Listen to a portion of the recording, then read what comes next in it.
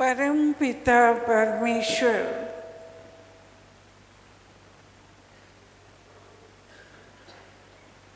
की कृपा से आज हम सब मिलकर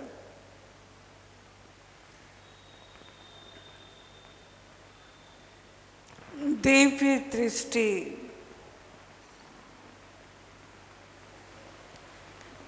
कार्यक्रम को मनाने जा रहे हैं।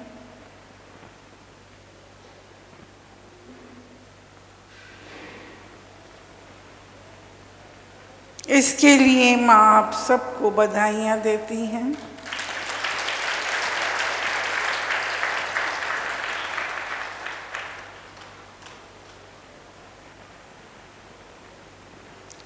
आज का विषय है परिवर्तन प्रकृति का नियम है।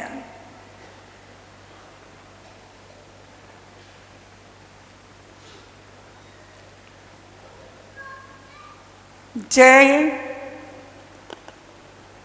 पराजय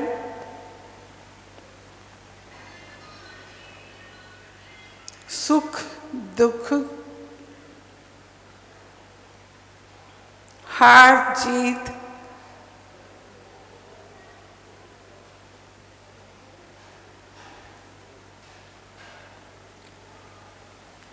सफलता असफलता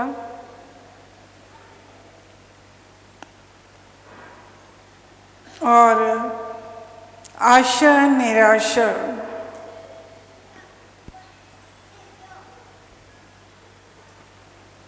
जीवन में धूप छांव की भांति आते जाते रहते हैं, लेकिन हर व्यक्ति चाहता है कि उसे निरंतर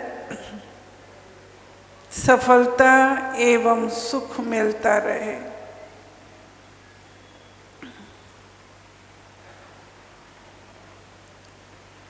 और कभी पराजय का मुख नहीं देखना पड़े।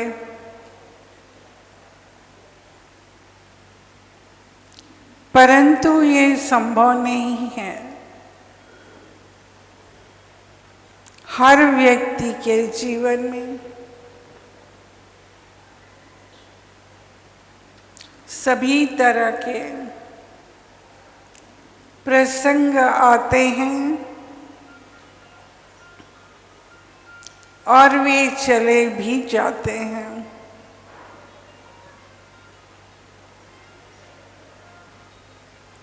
यदि आप सहज भाव से जीना सीख लें तो जीवन में आने वाले बहुत सारे दुख अपने आप कम हो जाते हैं। इसके लिए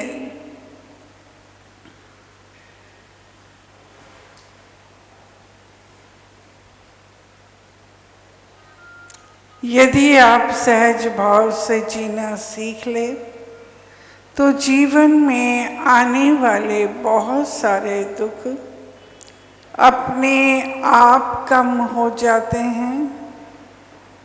इसके लिए ना तो कोई योग साधना व उपाय करना पड़ता है और ना ही कोई गूढ़ नियम या फार्मूला अपनाना पड़ता है।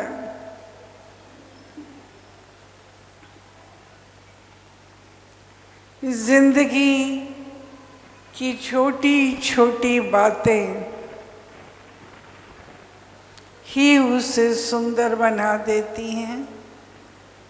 डिज़ाइली ने एक जगह लिखा है, यदि सुख से जीना हो तो अपने आसपास के लोगों से उनके गुण सीखो। यदि हम प्रयास करें तो हम जीवन की छोटी छोटी बातों से तनाव के बड़े बड़े मुद्दे टालकर जीवन को सरल बना सकते हैं।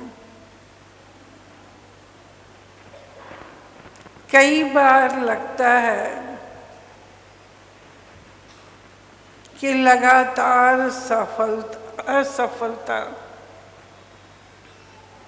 मिलने पर हमारे मन में हीन भावना पनपने लग जाती है।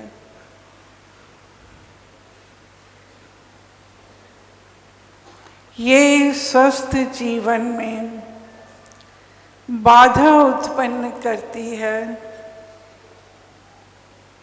इस हीन भावना को किसी भी स्थिति में पनपने नहीं देना चाहिए।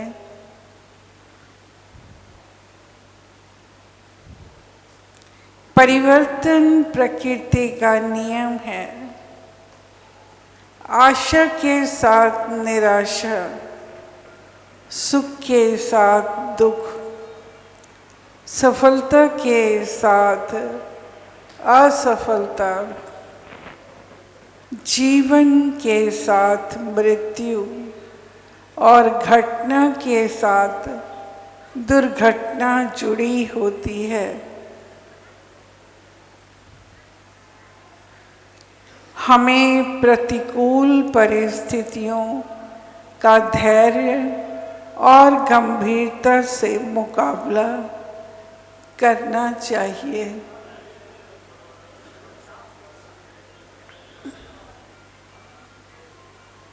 हर व्यक्ति हर क्षेत्र में सफल नहीं हो सकता। यदि हमें इस तथ्य को स्वीकार करके असफलता के कारणों की खोज करें तो अपने को बेहतर बनाने में सफल हो जाएंगे। जीवन में कार्य करने की जिज्ञासा बनी रहनी चाहिए। अपने मन में नई नई बातों की जानकारी की इच्छा होनी चाहिए। हमें सदैव प्रसन्न रहने का प्रयास करना चाहिए, चाहे आप कितने ही व्यस्त हों, तनाव युक्त हों। कार्य की अधिकता हो या किसी वस्तु का अभाव हो, इससे व्यर्थ की झंझलाहट लेने और परेशान होने से परिस्थितियों में सुधार नहीं होने वाला। जो कुछ मिला है उसे प्रसन्नता से स्वीकार करें और प्रसन्न रहने का प्रयास करें।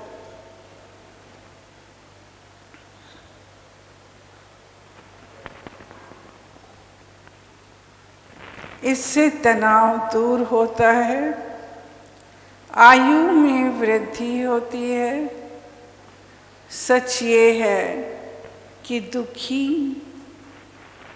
चिंता लुप्त हो और उदास व्यक्ति किसी को भी प्रिय नहीं लगता है। जीवन को सहज और तनाव मुक्त बनाने के लिए व्यक्ति को सामाजिक भी होना चाहिए। सार्वजनिक हित के कार्यों में रुचि लेने से मानसिक शांति मिलती है। यदि आपके पास समय हो तो सार्वजनिक हित के कार्य करें। आप महसूस करेंगे कि यह आपको अद्भुत संतोष देता है और आत्मविश्वास को बढ़ाता है। बाइबल में कहा गया है कि जो नम्र होकर झुकते हैं वही ऊंचे उठते हैं। सरलता एवं निर्भीमानता अभिमान रहित जीवन के श्रेष्ठ आधार हैं। विनम्रता व्यक्तित्व में निखार लाती है और आपकी सफलता का प्रमुख कारण भी बन जाती है।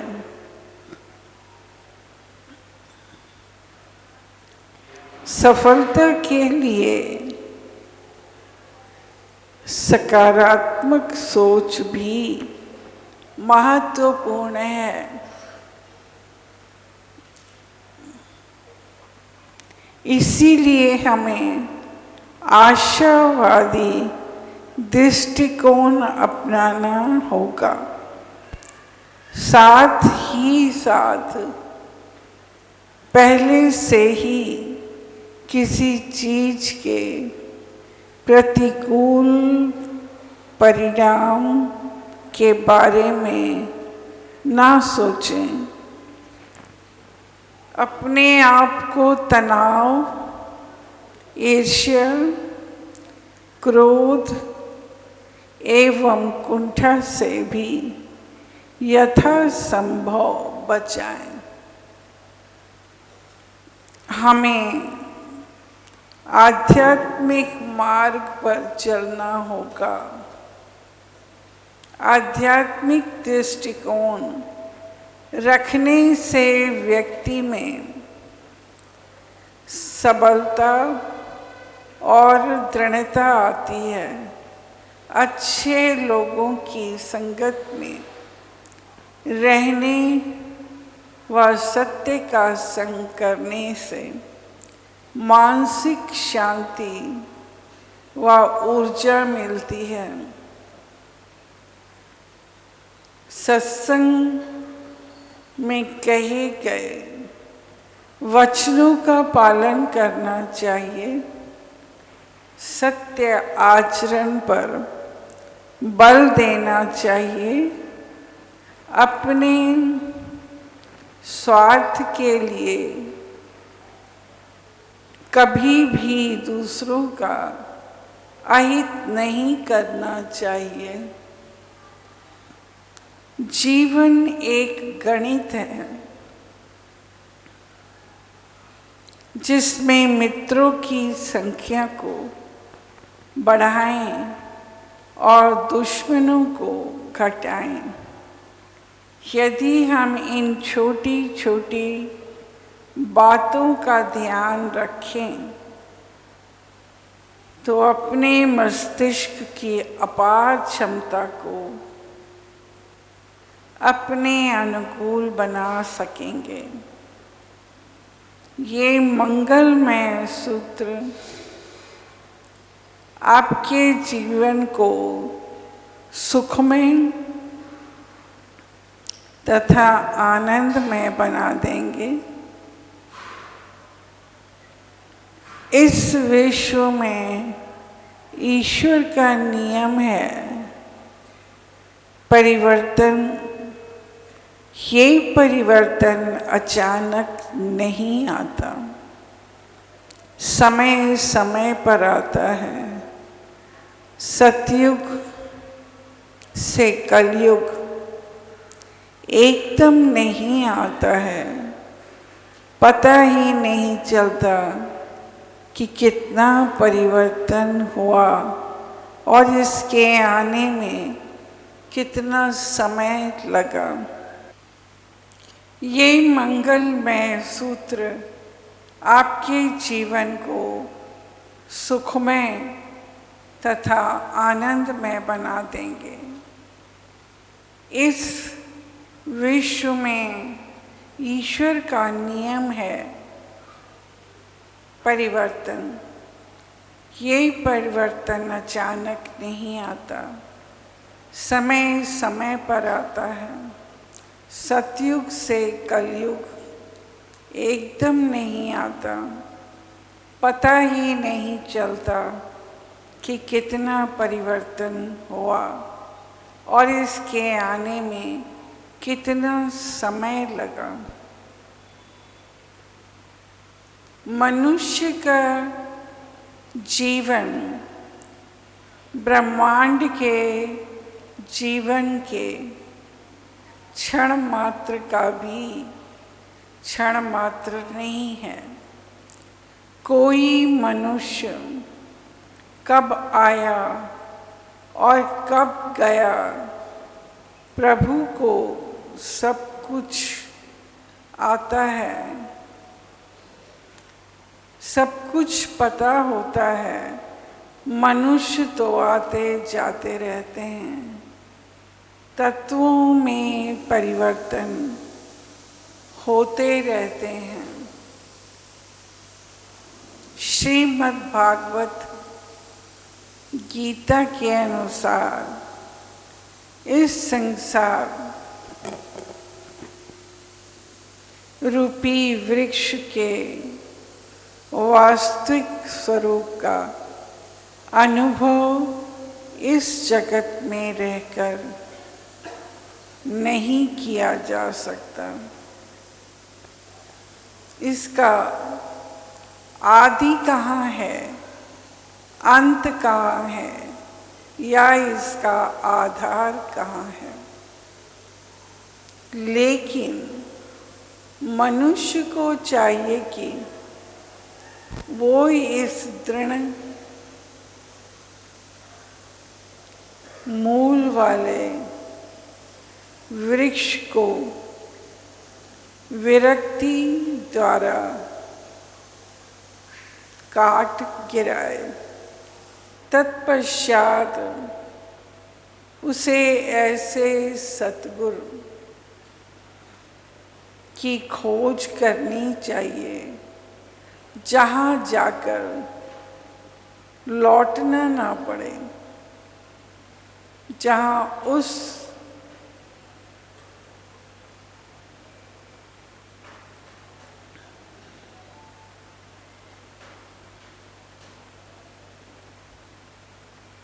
जहाँ जाकर लौटना ना पड़े, जहाँ उस भगवान की शरण ग्रहण कर ली जाए, जहाँ आदिकाल से प्रत्येक वस्तु का सूत्रपात तथा विस्तार होता आया है।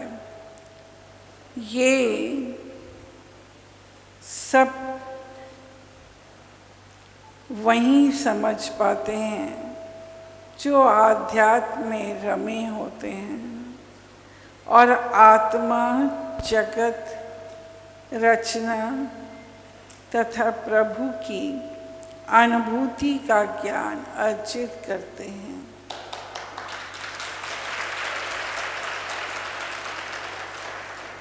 दूसरे शब्दों में आध्यात्मिक मार्ग से ही इस ज्ञान को प्राप्त किया जा सकता है।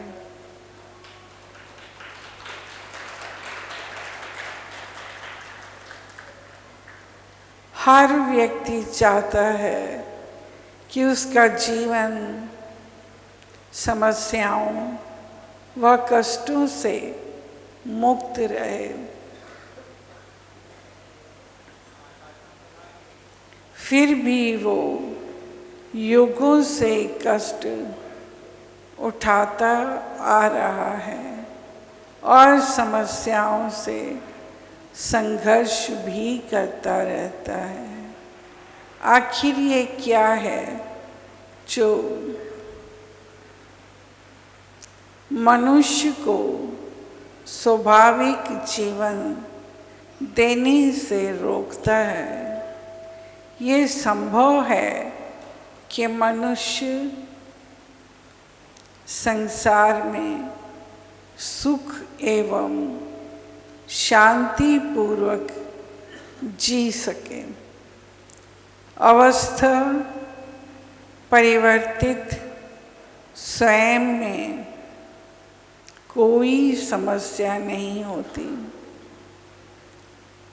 उसके प्रति हमारे पूर्वग्रही विचार ही समस्या उत्पन्न करते हैं। विचारों में दुविधा से समस्या का जन्म होता है। समस्या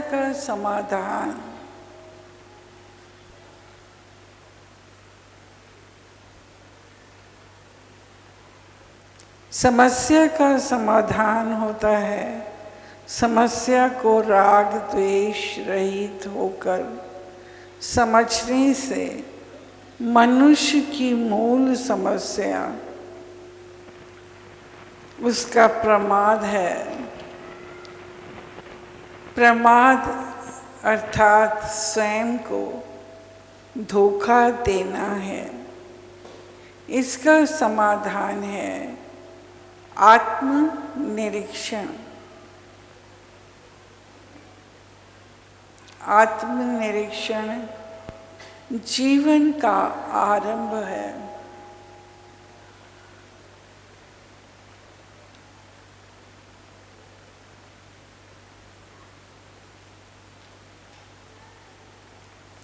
अहम भाव को पुष्ट करने वाली क्रिया एवं चिंतन के त्याग से स्व का विकास होता है।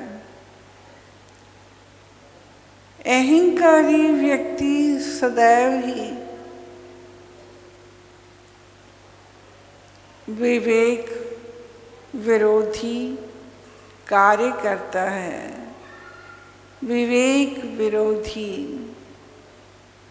संबंध रखता है और विवेक विरोधी विश्वास करता है। हमारा इंद्रिय ज्ञान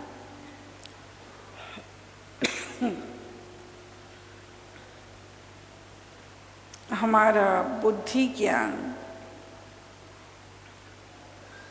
और हमारा अनुभव हमें बताते हैं कि हमें क्या नहीं करना है, परंतु हमारा अहंकार हमारे सीखने की स्वाभाविक क्रिया को अवरुद्ध कर देता है। प्रेम के बिना प्रसन्नता संभव नहीं है। प्रेम के बदले में कुछ भी चाहना प्रेम नहीं है। प्रेमी हर कार्य को सहज भाव से,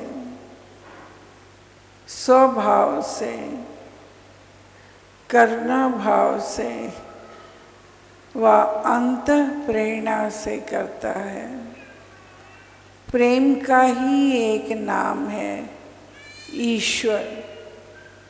प्रेम ही जीवन है। प्रभु की चाह पैदा हो जाए तो सभी इच्छाएं अपने आप मिट जाती हैं। कर्म का फल भविष्य में मिलता है, परंतु ईश्वर को चाहने का फल वर्तमान में ही मिलता है।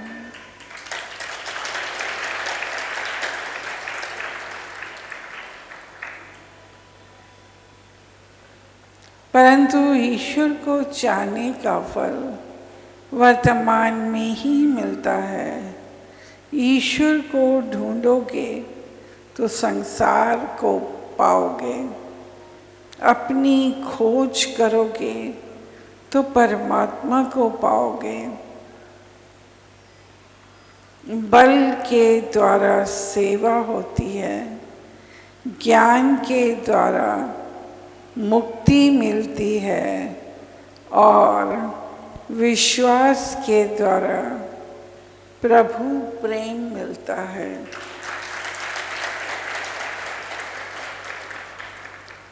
जो बिना परिश्रम अपने अंदर प्राप्त हो जाए उसी का नाम परमात्मा है। मनुष्य का अनुभव धीमी गति से धीरे धीरे बढ़ता है। जैसे जैसे आयु बढ़ती है वैसे वैसे अनुभव के कड़वे मीठे घूंट पीकर हम आगे बढ़ते हैं। हम अपने ही अनुभव पर टिके रहें तो जीवन को समझने वाले बन जाते हैं। हमें विद्वानों के अनुभवों को पढ़ें, सुनें, अपने अनुभव से उनकी तुलना कर विवेचना करें और उन अनुभवों को अपने में ढालें व उतारें। अपने थोड़े से अनुभव के बल पर ना टिककर अन्य विचारकों के अनुभवों का लाभ उठाएं।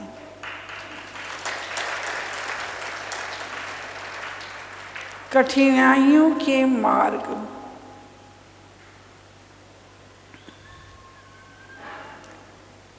पर साहस से चलकर लक्ष्य तक पहुंचने वाले लोग उस मार्ग पर दूसरों के लिए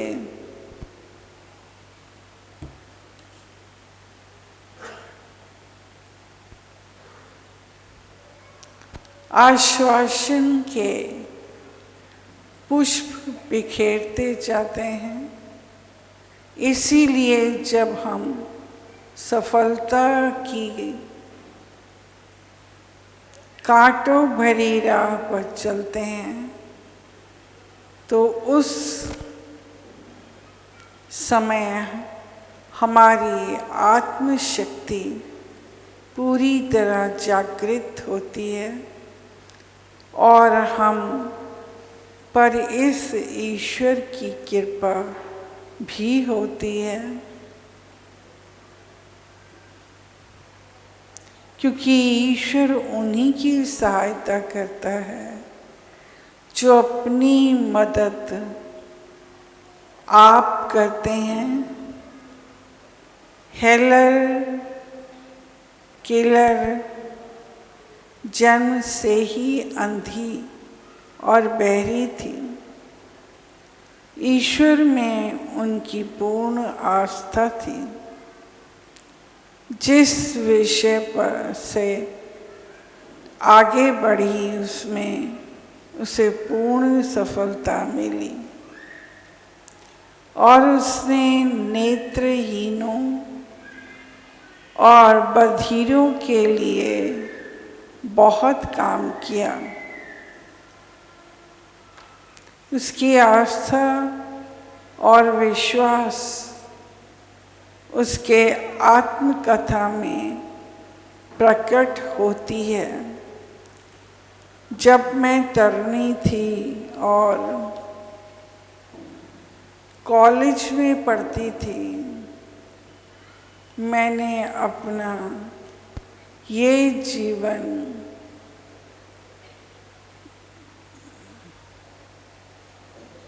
जीवन मंत्र लिखा था। मैं भगवान में विश्वास करती हूँ और विश्वास करती हूँ कि इंसान में आत्मा की शक्ति में मैं मानती हूँ स्वयं को, दूसरों को साहस बंधाना परम कर्तव्य है। मैं मानती हूँ भगवान के रचे इस विश्व के विषय में एक भी शिकायत करने का अधिकार नहीं है, क्योंकि प्रभु ने हमें सुंदर बनाया है और हजारों लोगों ने इसे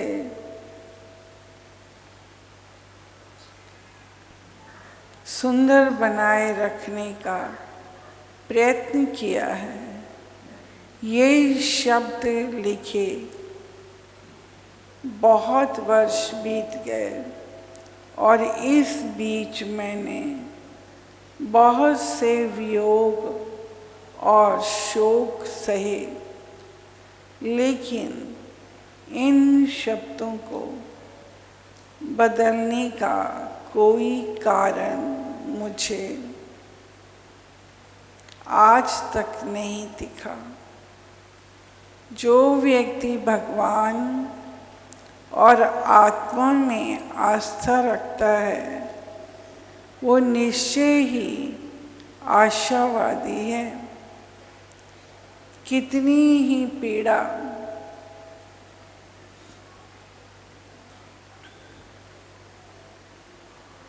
क्यों ना हो, वो जानता है कि संसार में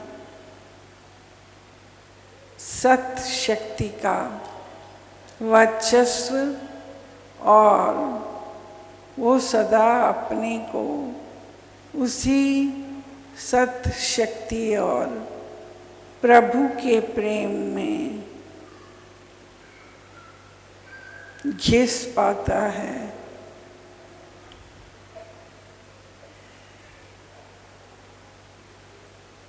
जी हाँ, प्रेम में घिरा पाता है। आशावाद एक ऐसा विचार है जिसमें प्रसन्न चित्त रहते हैं। यजुर्वेद कहता है कि हम आशावादी बने, हमारी आशाएं सफल होंगी। ये भी कहा गया है कि मनुष्यों की आशा ऐसी आश्चर्य युक्त जंजीर है जिससे बंधे हुए लोग दौड़ते हैं।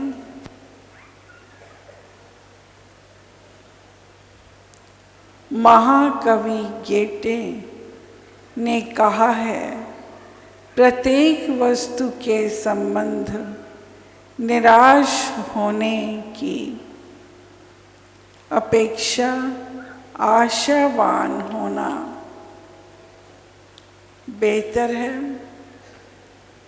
आशावाद का सहारा बड़ी से बड़ी मुसीबत से निपटने की शक्ति देता है।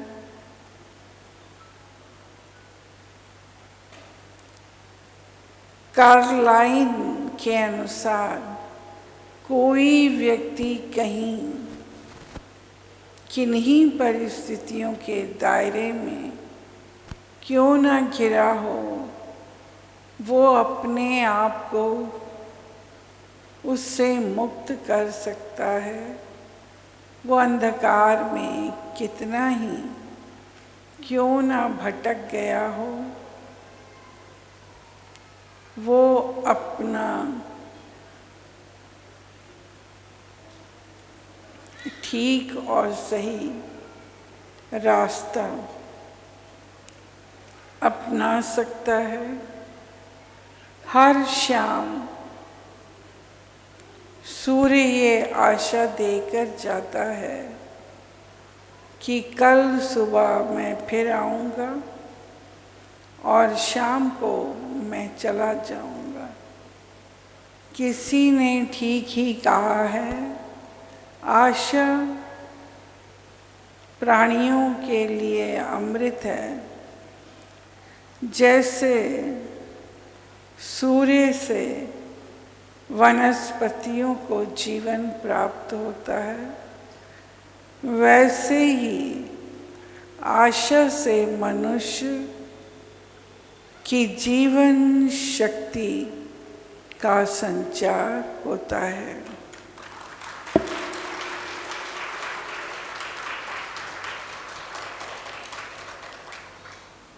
तो बच्चों, ये था आज का प्रवचन। परिस्थितियाँ में परिवर्तन आता रहता है, परिस्थितियाँ बदलती रहती हैं।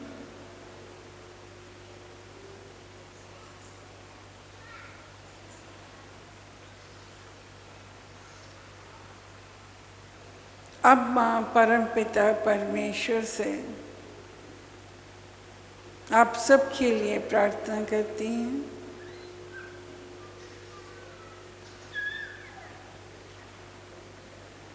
आपके समस्त शारीरिक, पारिवारिक, सामाजिक, आर्थिक और मानसिक कष्टों के लिए माँ ढेर सारी दुआएं देती हैं।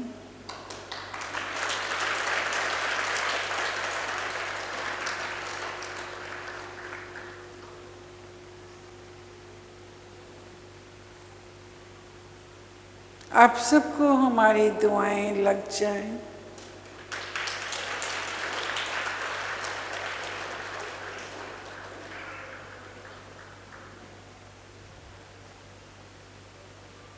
धन्यवाद। नमस्कार।